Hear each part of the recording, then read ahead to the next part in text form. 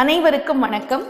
நாகப்பட்டினம் கும்பகோணம் சாலையில் நாகப்பட்டினத்துக்கும் சன்னாநல்லூருக்கும் இடையில சீயாத்த மங்கை சிவஸ்வரூபமாக காட்சி தரக்கூடிய கோயில் இருக்கு.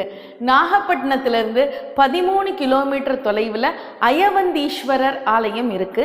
இங்கே அம்பாள் இருமலர் கண்ணி என்ற திருநாமத்தோட அருள் பாலிக்கிறார். உபய புஷ்ப விலோசனி என்கிற திருநாமமும் இங்கே இருக்கிற அம்பாளுக்கு உண்டு.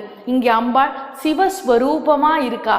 கழுத்தில் ருத்ராட்சம், சிரசில கங்கை, நெற்றி கண், சிவபாகத்தை கொண்டவளாய் சிவஸ்வரூபமாக காட்சி தருகிற அற்புதமான கோலத்தை இங்கே நம்ம பார்க்கலாம். அப்படி சிவஸ்வரூபமா இங்கே அம்பாள் காட்சி தருகிறாள்.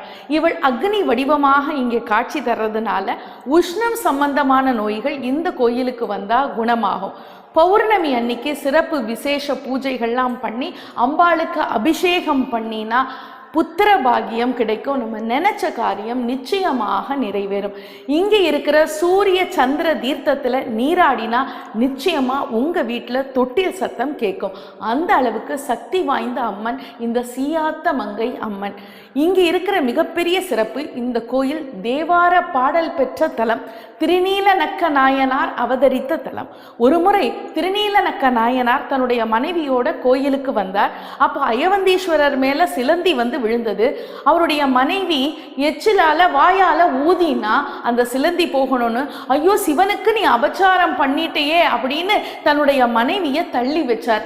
அன்னைக்கு இரவே திருநீலநக்க நாயனார் கனவுல சிவபெருமான் வந்து, என்ன நல்லா பாரு, உன்னுடைய மனைவி வாயால் ஊதி அந்த இடம் மட்டும்தான் கொப்புளம் இல்லாம இருக்கு, மற்ற இடமெல்லாம் என்னுடைய உடம்பு புண்ணாக போயிருக்கிறது, கொப்புளமா இருக்கு அப்படின்னு சொன்ன உடனே அவர் தன்னுடைய மனைவியினுடைய பக்தியை உணர்ந்து கொண்டார். இப்படி திருநீலநக்க நாயனாரையும் மனைவியையும் சேர்த்து வைத்த அற்புதமான திருத்தலம் இந்த தலம்.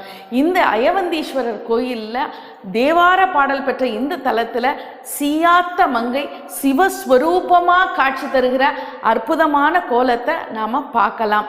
எச்சிலை கூட புனிதமாக மாற்றிய பக்தியை உணர்த்திய அற்புதமான கோயில். மறக்காம நீங்களும் இந்த சீயாத்த மங்கை அம்மனை தரிசனம் பண்ண வாங்க.